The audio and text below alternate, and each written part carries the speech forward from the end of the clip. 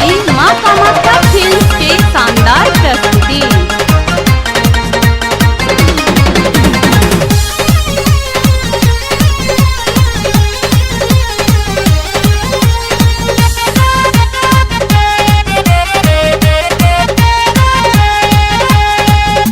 पूजा करू ने स्वीकारियो बम भोला दानी एलो शरण हम। पूजा करू ने स्वीकारियो बम भोला दानी एलो शरण हम। एलो शरण बाबा एलो शरण हम।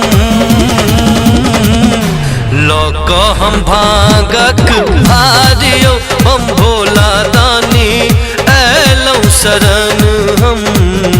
पूजा करू ने स्वीकारियो बम भोला दानी एलो शरण।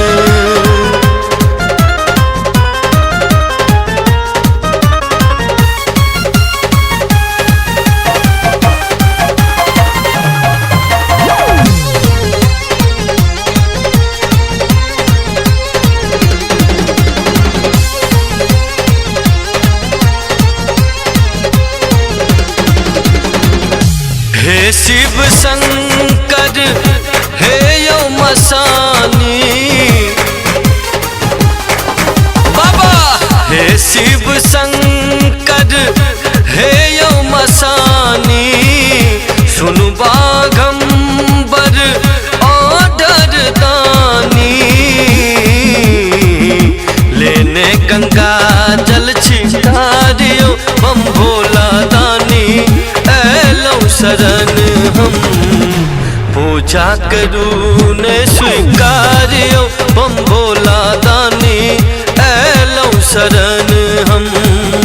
पूजा करू ने स्वीकारियो। अपने सब सुन रहल छी मां कामाख्या फिल्म्स के शानदार प्रस्तुति।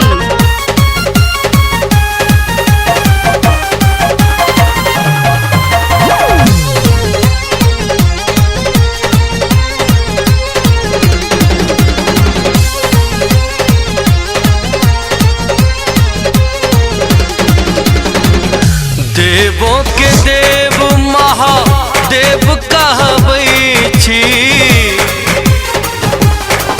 बाबा। देवों के देव महादेव कहबै छी।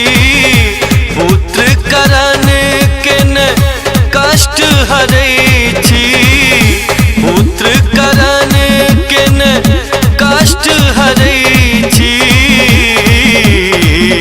मिंटू करैया को हरियो बम भोला बाबा एलो शरण हम। पूजा करू ने स्वीकारियो बम भोला बाबा एलो शरण हम। पूजा करू